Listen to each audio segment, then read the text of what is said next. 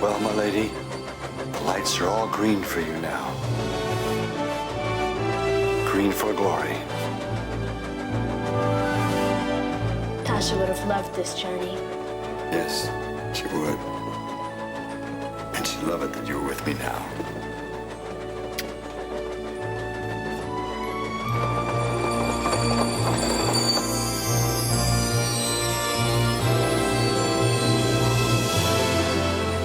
So, Burnett, you didn't forget about magic. It's safe inside you. I loved Thomas and the Magic Railroad growing up. Back before Content ID was a huge issue for YouTubers, there were a lot of infringing uploads of movies split into 10-minute parts, including Thomas and the Magic Railroad. But one day, I discovered a trailer uploaded for something called Thomas and the Magic Railroad, the Brind Cut. Someone named George Brind created a reconstruction of the original version of the film, using information from Soda Island fan site and illustrations to fill in for deleted scenes featuring George, Cranky, and, of course, PT Boomer. As simple as the production was, this was essentially the first fan edit attempted for Thomas and the Magic Railroad, and it is what got me interested in fan editing. It came out in December 2010. I downloaded all the parts before they were removed from YouTube, and I got permission from George to upload his fan edit onto BitTorrent. I am still seeing that torrent to this day. The Brind Cut's simplistic nature inspired me to attempt to create my own Magic Railroad fan edit while I was in high school. It was called Ghostwriter's Adventures of Thomas and the Magic Railroad. This would have been a fan-made recreation of the director's cut, based on the original May 19th script, while also being a crossover with Ghostwriter, a PBS kids show from the 90s by Sesame Workshop. I got the inspiration to mash up the film with Ghostwriter after having a dream. In the dream, I was watching a Ghostwriter episode that followed the plot of Thomas and the Magic Railroad, but Lenny replaced Lily. I have every recording made, saved still. From PT Boomer blue screen footage with my former band teacher, to audio recordings from my friends and family. Long story short, I canceled the project for many reasons. Mainly because we didn't have a way of creating the visuals needed to make it into a movie. But I still moved forward with pushing for the official director's cut release. That's why I founded Restore the Magic, a fan-driven campaign targeting Shout Factory for a director's cut release. When Shout Factory started saying they weren't interested in Thomas the Tank Engine releases, we started targeting the current rights holders, Sony and Mattel. And in 2016, an early rough cut was announced to be found by Mattel, but it was incomplete and unusable to their standards.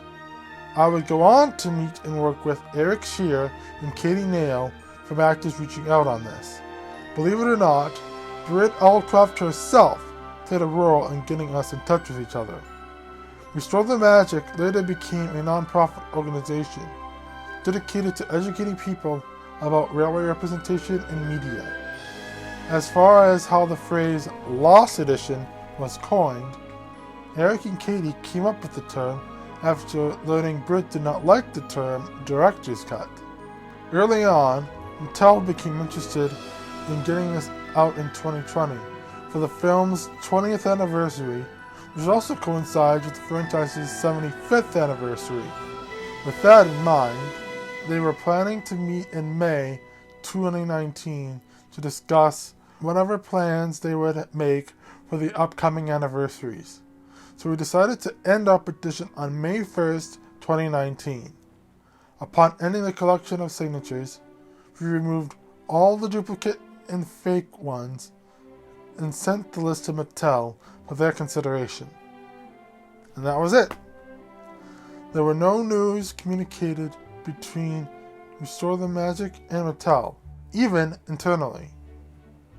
The most we got were a handful of optimistic sounding public Facebook posts from Britt Allcroft, hinting at the release of lost material. Fast forward to spring 2020, and the closest to big news we get on an official front is that Shout Factory changed their mind regarding Thomas releases, and was releasing a 20th anniversary Thomas and the Magic Era Blu-ray and DVD combo set. No bonus features were known yet. It was set for release on June 9th, but was delayed for unknown reasons, presumably due to the COVID-19 pandemic. But that's when things get interesting. One day, I decided to start browsing Twitter to see if there's any more news on the Magic Era Blu-ray, but instead, I learned of the impossible. A mysterious user popped up, calling themselves TATMR DC Leaker, saying they had plans to leak the director's cut and posted various screenshots of their copy to prove this was real. It happened to be the work print Mattel discovered in 2016. The strange thing I noticed following this development was the adult Thomas fandom's reaction to the news. You see, many fans believed the director's cut was never going to come out officially, despite many people wanting it to. And they also weren't exactly the biggest fans of RestoreTheMagic at this point, following drama and false accusations against the nonprofit for a matter unrelated to the Lost Edition campaign. So you'd think the fandom would respond to a user wanting to leak the full director's cut with open arms. But instead, the fandom began a mass flagging campaign, asking the user to take all leaks down. The leak, which was known by a handful of individuals within the fandom, originated in December 2019. The origin story of the leak that many Thomas fans, including myself, were told went something like this.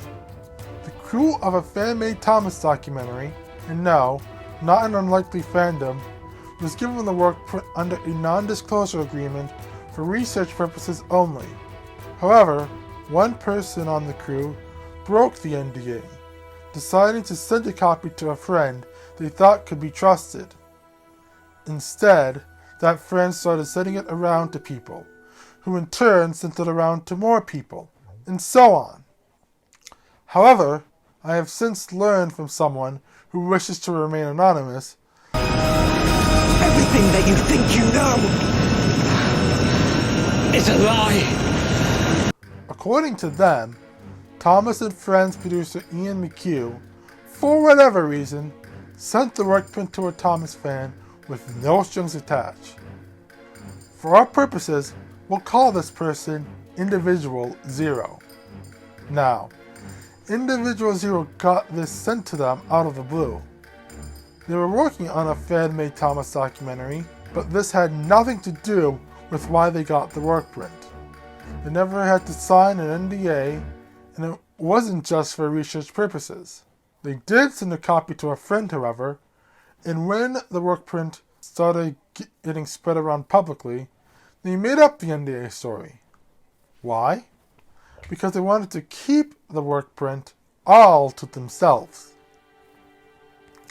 Now, I won't be disclosing who told me this, or who Individual Zero is. I'm not someone looking to start drama, nor am I interested in exposing people in the fandom. Despite my best efforts, while I was able to confirm with certainty who Individual Zero is, I was unable to verify whether or not Individual Zero made up the NDA. So take this with a grain of salt, but for reasons I will explain later, it doesn't really matter anymore. Still, this friend of Individual Zero did start sending it to people, causing it to be sent to more people and more people. This domino effect is what caused the copy to land on the desk of TATMR DC Leaker. And because Thomas fans believed there was an NDA involved, in an attempt to protect Individual Zero from liability, a mass flagging campaign began. But the people wishing to suppress the leak wasn't limited to just fans, however. Soon, Britt became aware of the leak, and she was rather unhappy with those leaking the work print. She likely knew what was planned for the Blu-ray release already and didn't want the leak to detract from it. Another reason could be what our contact at Mattel told RestoreTheMagic many years before the leak. If the work print they found was ever leaked publicly, they would abandon plans for a director's cut release and take legal action against the leaker. With that prospect in mind, one of my biggest fears, believe it or not, was that the fandom could be handling a double-edged sword. If the work print was going to be censored by fans and remain unreleased by Mattel's hands, I wanted a copy. This began a rather unhealthy obsession, to the point of losing sleep. I tried contacting the leaker on a secret Twitter account. I did not want my main account tied to my desire for a copy, lest I be, quote, cancelled by the fandom. I never got a hold of them by the time Twitter terminated the account. Keep in mind, this was his second account. Britt hadn't even chimed in with her thoughts on the matter yet, and at the beginning of this obsession, I was still unaware of the origin of the leak. I tried recruiting a Facebook group dedicated to people who collect work prints to help me in this effort.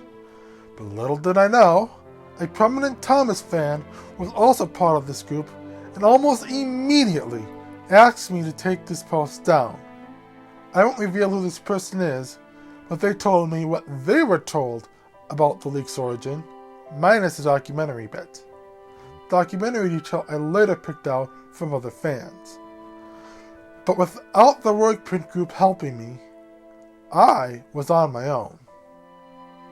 I decided to use If This Then That to send me daily emails for whenever anyone tweeted anything with the phrase Magic Railroad or the abbreviation TATMR.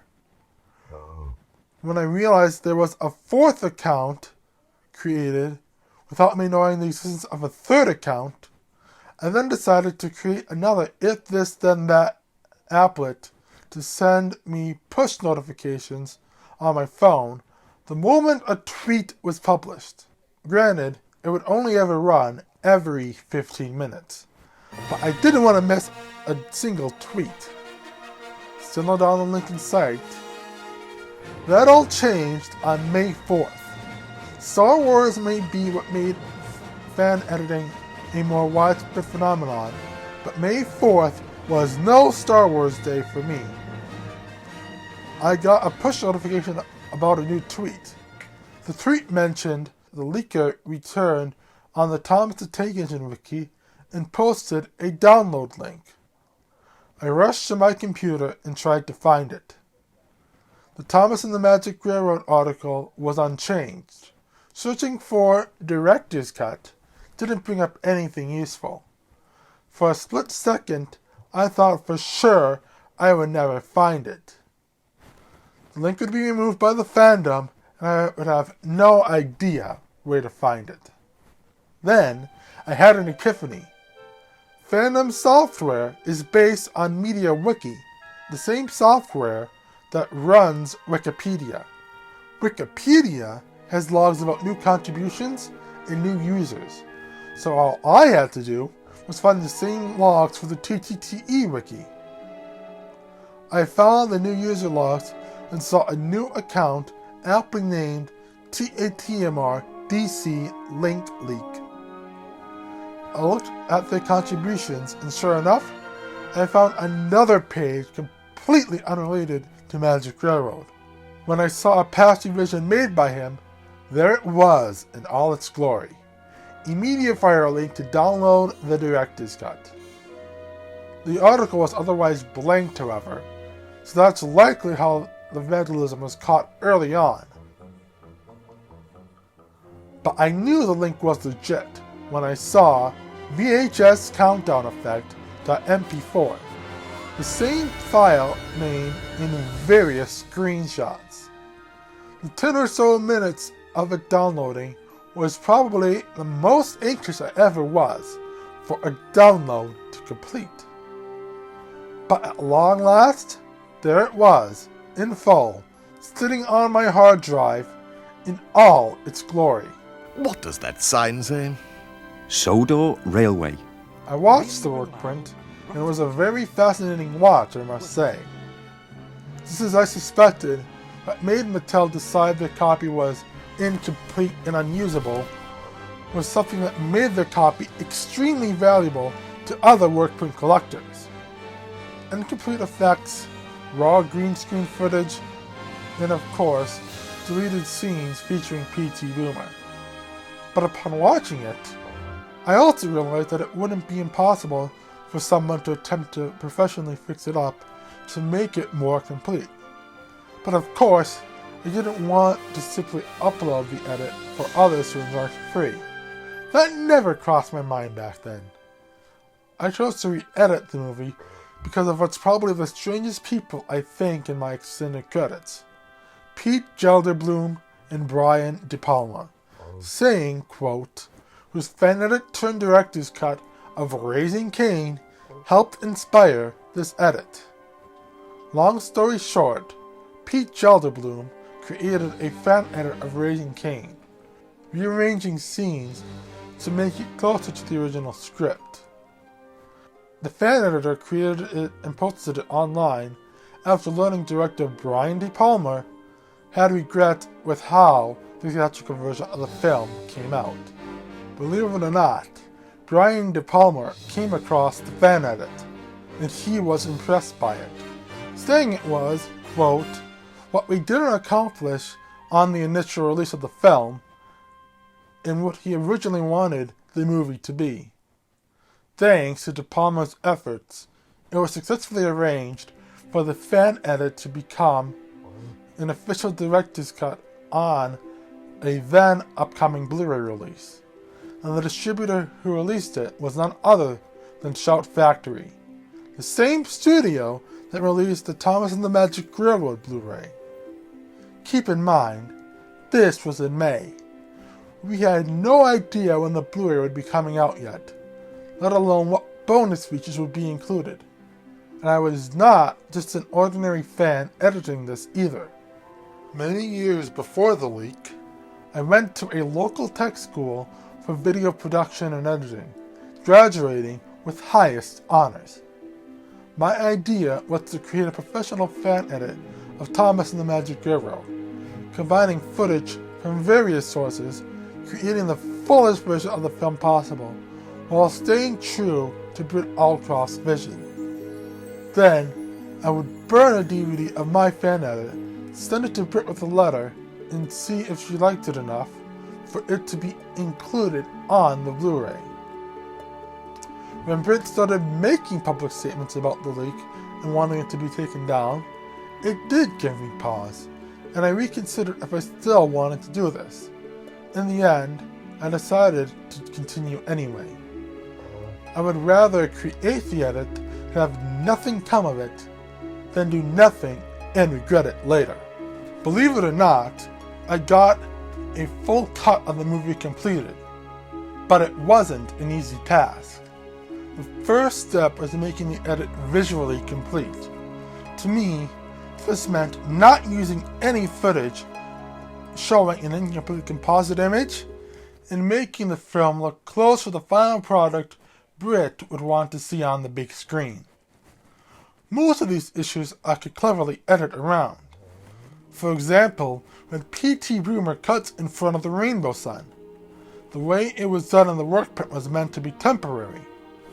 I also became aware of Notele's own fan edit, which he does attempt to clean up the shot as well. However, I felt most shots he worked on didn't work from a professional standpoint. Instead, I tried to do what I call clever editing. For example, I rearranged a few shots in the scene, also using as many frames as possible before it became problematic. I even added a tire squeaking sound effect to make it clear Boomer wasn't hit by the train. It's little tricks like this that make my own fan edit hold up professionally. Now, one shot that needed to be composited manually is the shot of PT Boomer following Thomas onto the Magic Railroad. The final cut didn't have Boomer in, and both the workprint and Notelu's edit were problematic for their own reasons. It needed to stay for story purposes, but clever editing wasn't going to cut it. So, I hired a rotoscope artist on Fiverr, Iced as Chic, to work on the material. I sent to him both shots and asked him to rotoscope different parts of each shot. Once it was completed, I experimented with various shots that worked for my liking. What I ended up using in the end was the full theatrical version shot and composited in Boomer and After Effects. The part where he rides the motorcycle and jumps off is one layer. I then split the rotoscope shot into two layers, one for the motorcycle, one for Boomer. I then followed Boomer as he runs towards Thomas. When he starts to dive into the ground, I then move the layer down, while also using a mask to conceal Boomer as the layer goes down. This creates the illusion Boomer is falling into the Magic Railroad portal. I then decrease the opacity of the motorcycle layer as smoke starts to fill the screen. To complete the illusion, smoke starts to compass the entire shot.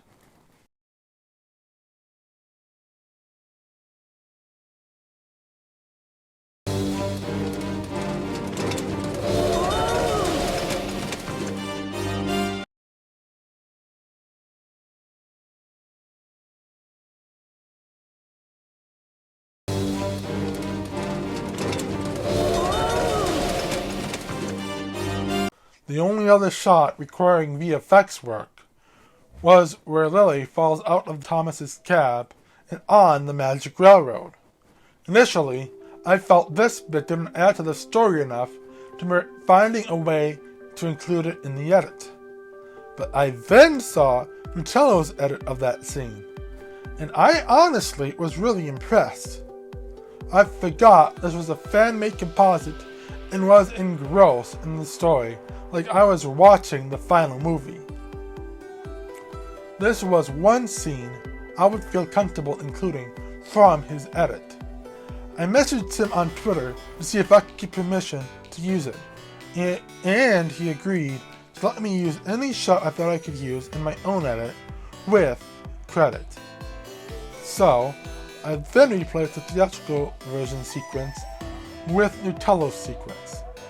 At that point, I felt the movie was visually complete enough, and it essentially entered picture lock. However, only after finishing the edit did I attempt to composite Thomas's reflection in Boomer's goggles.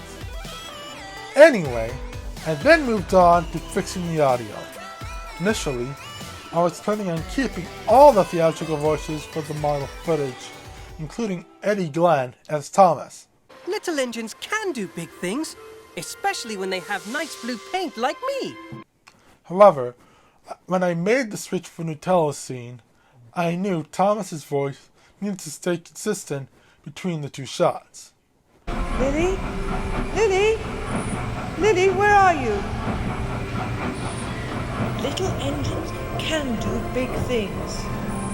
I'm not going to lose Lily, and I'm not going to lose that cold drop again either. I'm going back, and I'm going alone. I heard Eric Scherer speak in a British accent after watching a video for an unrelated Restore the Magic project. But that's what makes him a hero. You can be a hero by doing hard things even though you are scared. That's what we call bravery. I felt it sounded similar to Joseph May's voice in the CGI incarnation of the series. Wow, looks like we're moving up in the world.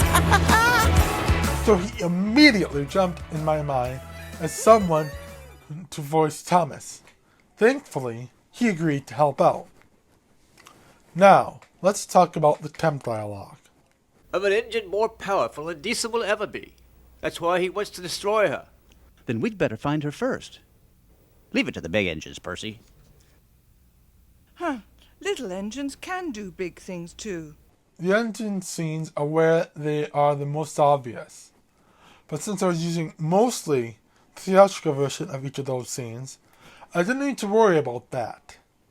But many other scenes had temp dialogue, filled in by either Britt Allcroft or another male voiceover. Some of the lines weren't necessary for story purposes, like when Billy in PT Boomer at the beginning of the movie. You know who I am? You're PT Boomer.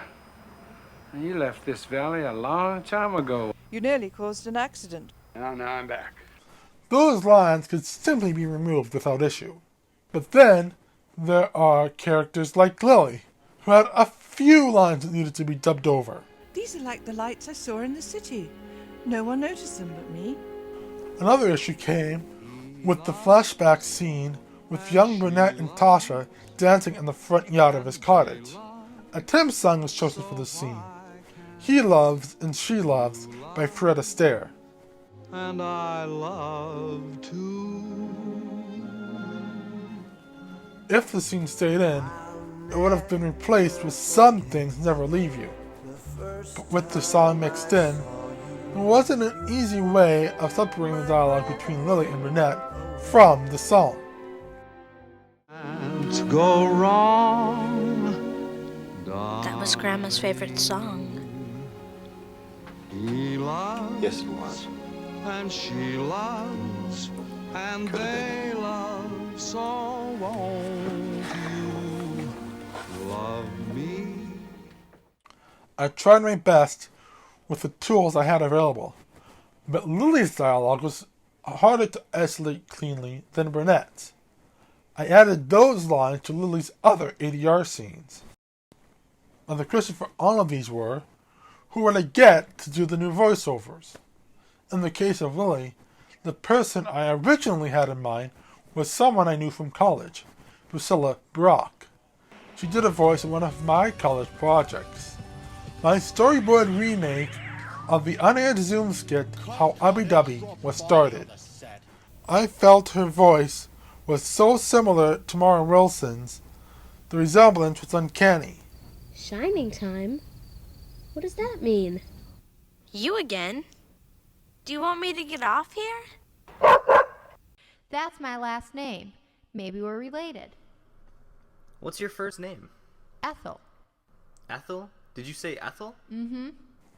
She was interested in helping out, but in the end, she was unable to help me by my deadline. This is where the unsung hero for this fan edit saved the day, Zachary Wyeld, who is Amazing Percy on Soda Island forums. Also a filmmaker, he knew of an actress he worked with frequently that worked as a Mara Wilson soundalike, Nealee Bradshaw. She recently appeared in one of Zachary's projects, Lil Canthropy. Hi, Internet. The apartment's not so bad. Yeah, the apartment's not so bad. If you're a bat. I love bats! Have you seen the ones with the puppy faces? They are so cute. She knocked Lily's ADR out of the park. These are like the lights I saw in the city. No one noticed them but me. Patch only had one line of temp audio in the workprint. This was a case where a young female voiceover would work best for someone of Patch's age. Mr. Two Feathers, why are there two lines in the middle of this meadow? I've never noticed that before. Patch was probably the one who was the hardest to find a voice actor who could do a convincing enough voice to match Cody McMain's original voice. I eventually found the right voice actor in Trinity Santos on Fiverr. Mr. Two Feathers, why are there two lines in the middle of this meadow? I've never noticed that before. If we knew the answer to that question, Patch, we'd understand the mystery of this valley.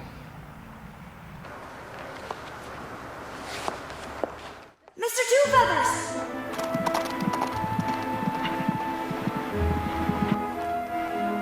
And of course, we can't talk about the Lost Edition without the evil man of the hour, PT Boomer. Douglas Lennox's character does have a few lines of temp dialogue. it's a bit harder to make out than others, as his separate voice was done by a male voice actor. That, engine. She's in that mountain, isn't she? Even if she were, she'd be no good to you now. You're wrong, Burnett Stone. Just like you're always wrong. Magic can make a man unhappy. Look what it's done to you. I'm after money, not magic. She's good for one thing. She's good for scrap! I had a few potential voice actors in mind for Boomer. One was Paul Sucherman, who directed my senior year musical in high school. He was interested, but unfortunately, he wasn't able to make it happen in time. The next person I had in mind, believe it or not, was Otis, a DJ at my local top 40 radio station. Otis made national headlines for censoring the phrase Minnesota Vikings from Lizzo's song Truth Hurts.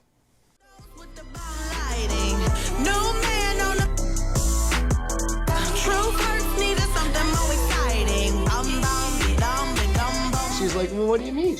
I'm like, because this is Green Bay. We're not playing a Viking song, no! He turned it down, however, because he didn't feel comfortable contributing to the project if someone was going to be making money off of it. While I wasn't planning on getting paid for my efforts, I didn't want to take revenue away from Britt for using my version. So it was back to Fiverr. And that's when I came across the voiceover service by PawPaw Greg Gidney. I felt Greg could do an amazing voiceover for PT Boomer. I sent him a message explaining the project and asked him to send me a little sample so I could see if it worked for my needs. I also sent him a brief clip from the workprint so we could see who we would be playing. His response blew me away.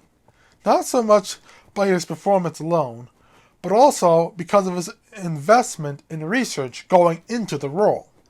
Without even asking him to, he looked up the original script online and also recorded dialogue not in that clip. I felt instantly this was the right guy for the job. He also liked the challenge provided by the role as well. That, engine. She's in that mountain, isn't she? Even if she were, she'd be no good to you now. You're wrong, Burnett Stone. Just like you're always wrong. Magic can make a man unhappy. Look what it's done to you. I'm after money, not magic. She's good for one thing. She's good for scrap. He even created other recordings for shots that didn't have dialogue as a sort of exclamation that matched lip sync. Again, I didn't ask him for that, but I did end up using one.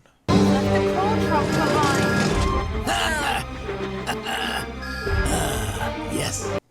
To say I was impressed with his work on this project would be an understatement.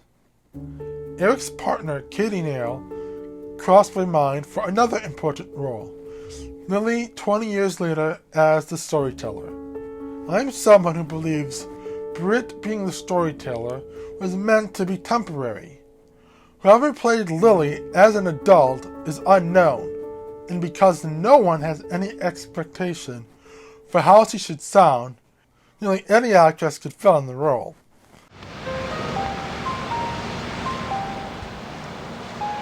The big city was far away from Grandpa's house on Muffle Mountain, and I had no idea that he and that mountain shared a secret hidden deep within it.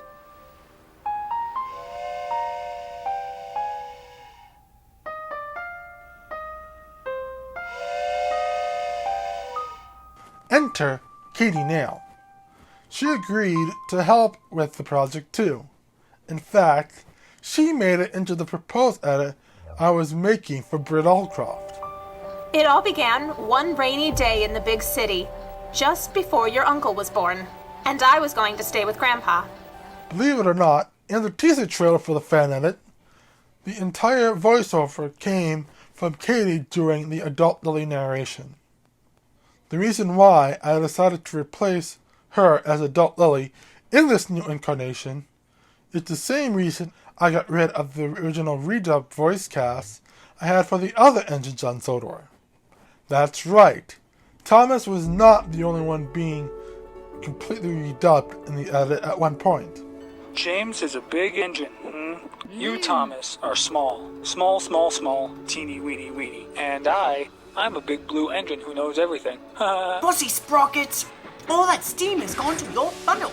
I cast my friend from high school, Zach Walk, as Gordon, Zachary Wyeld as Henry, and my uncle James Antoni as Toby. Fun fact, I had also cast my uncle as Toby in my canceled project, Ghostwriter's Adventures of Thomas and the Magic Railroad. Let us get back to work. That's what Mr. C would say. I'm on a race, Thomas! Sorry, Bertie. I can't today. The main motivation for redoubling these characters was to fix a goof in the theatrical version. There's a scene where the steam engines are meeting, talking about what happened to Mr. Conductor and what they're going to do about Diesel 10. In this scene, Toby is seen smiling, saying the darkest line he ever delivers in the movie. And if he finds her, I fear that will destroy us all. In the original script, he was meant to be providing a voice of reason, and he still does within the workprint. Diesel will destroy me. I need help. Who's going to give it to me? I think we're all in danger. And maybe the lost engine can save us. Really? Then the lost engine must be even bigger than me. I wanted to restore that intent to the movie, so I had these people redub their respective roles in their entirety. And we have a renegade Diesel running wild. Who's gonna help us deal with him? Perhaps the lost engine will, once we find her. But what will we do until then? We can help each other. In the 11th hour, I screened my edit to Zachary Wyeld to see if he had any last-minute tips to improve the edit. With regards to the voice cast, he said every engine's voice, apart from Thomas and Henry, had terrible audio quality. To his credit, he didn't let his ego get in the way, and even personally suggested replacing all voices except for Thomas with the original voice cast in the theatrical version. He also suggested I replace the adult Lily voice actress with someone else, as Katie's performance seems stilted to him in parts. But he still praised my edit, saying it was far better than Notelu's version. I did ask the rest of the voice cast for his reasoning, but as I told him, I didn't know of someone else who could do Lily's narration on such short notice. I wanted to send the edit to Britt no later than August 1st, as the Blu-ray had since been officially announced with the updated release date of September 29th. I was operating on the assumption all bonus features would be announced in late August or early September, so I didn't have much wiggle room if they didn't delay the release again. So for the moment, Katie Nail's performance of Lily as the storyteller stayed. One last thing I want to talk about audio-wise is the music. Zachary Wyeld suggested a composer to me, Ben J. Lee. When I first started working on the edit, I hadn't considered having a new score written and recorded for the deleted scenes by a composer. What I planned on doing was utilizing a royalty-free music library I was subscribed to for my YouTube videos for use in the project, Artlist. What's nice about Artlist is we don't have any additional requirements for film or for broadcast. If you download music from the library with an active subscription, you're free to use it in any video project, even commercially. But because Ben was busy on another project in June and July, he had to stick with Artlist music for the version I sent to Britt. Still, Ben was interested in helping in the project. I had mentioned in my letter to Britt he would be willing to provide his services if she wanted him. But Artlist music still worked for my needs. with the voices recorded, new music included, and new sound effects added, including some I recorded fully styled. I have finished my edit on time. On July 31st, 2020, I went to the post office and sent off my package to Britt. Included with my fender on DVD was a CD sampling Ben J. Lee's past music and a letter explaining everything to Britt. That Friday night, I had felt so much relief from working on this project. It was a feeling I can only compare to finishing a final project for a college class. But that relief didn't last long. On the following Wednesday, August 5th, 2020, I got a package from Santa Monica, California. Inside was the original package I had sent to Britt Allcroft. There was no return to sender notice. I was very confused, but after making a few calls, I was told Britt no longer accepts packages. I only recently discovered that it really had to do with not accepting unsolicited story material. Luckily, because the mail screening was unaware of the Magic Railroad's history and thought I was pitching my own original content to Britt. Either way, it's a company's policy to return such packages to the sender unread. The main reason I wanted to send her a DVD instead of a digital version was because I wanted to stress to her that this edit wasn't being made available online publicly, to respect her wishes regarding the leak. It's obviously a lot easier to make that case if you send her a DVD than if you send it digitally over the internet. But it's not like it would have mattered anyway. Later that same day, Short Factory announced the bonus features included on the Blu-ray. Obviously, among these was the deleted storylines featurette. Join the celebration. The 20th anniversary of Thomas and the Magic Railroad is now on Blu-ray and DVD, featuring exciting new interviews with the cast and crew, deleted scenes, including the PT Boomer storyline, and more. It was a bittersweet moment. While I was excited the Blu-ray had lost scenes from the film, I was still disappointed that my effort to make this edit be an official release was futile. But in a few days, Daniel Griffith from Ballyhoo Motion Pictures tweeted about his involvement on the release. He mentioned deleted storylines would run over 40 minutes. This was major news, as my edit, without credits, only ran about 15 minutes longer than the theatrical version. This meant there could be more footage on the Blu-ray not in the leaked work print. Sure enough, when I saw the Blu-ray for the first time, the deleted storylines featurette included additional scenes, as well as extended deleted scenes compared to the deleted scenes in the work print. However, the pacing wasn't as tight compared to the work print. It also had terrible visual quality. I decided to open up a thread on doom9.org to see the best way I could fix this up in AVI Synth. I was able to get a decent version at a progressive film frame rate, albeit with a few blended frames. I then used Virtual Dub 2 to render out the resulting video as a ProRes QuickTime movie. As a Mac user, I was running Windows on a virtual machine so I could use these tools. I had to leave it running 5 days non-stop just to properly render out the hour-long video. But it worked, so I can't complain. I still decided to use footage from the work print whenever possible, as it's higher quality than the official release. After rewatching my edit several times before the Blu-ray's release, it became clear to me Zachary's critique of Cain's performance was true. By now, I was all alone on the train, and I felt sure I wasn't going to Buffalo Mountain. I wanted to recast Adult Lily, but I didn't know who would be a good fit. But one day, I came across someone on Twitter covering Some Things Never Leave You from the movie. I was impressed by her performance, and I decided to check out the YouTube channel she linked in her Twitter bio.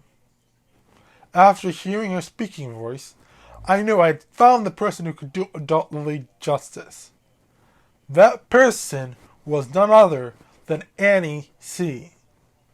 It took a while for me to get in touch with her, but she was super kind and gracious, and she stated she was honored that I thought her voice would perfectly fit the role.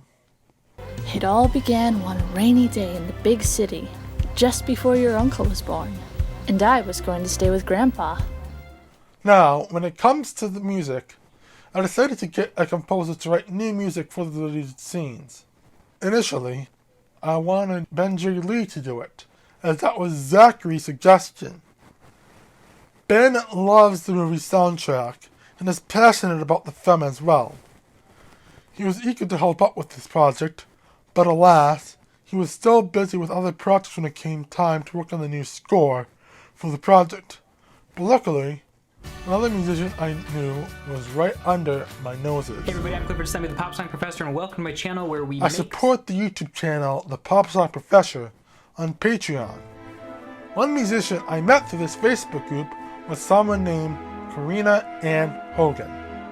Corinna has written music in a variety of styles, including scores for independent films, so I knew she was capable in that arena.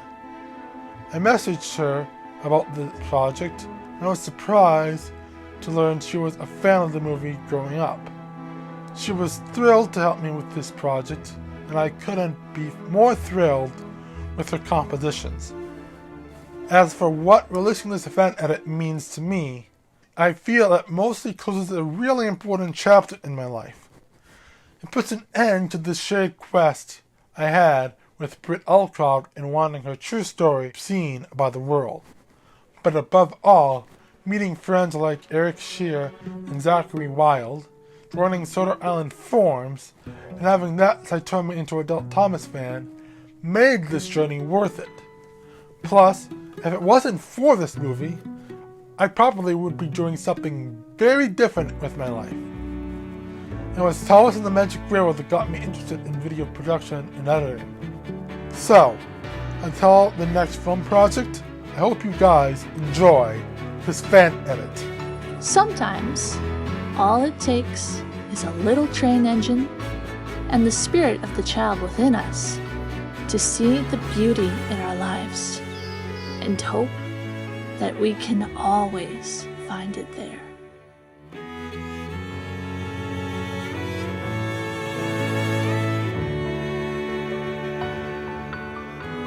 The world is here static, but I am asymptomatic. I'm the only one out here on the floor. Watch the city burning and the Messiah returning, but I'm only really here for the show. Broke into the station, took my record, took my patience. Now I'm finally on the radio. Accept yourself by never wishing you were somebody else. And draw that line so you can see it even when you go blind.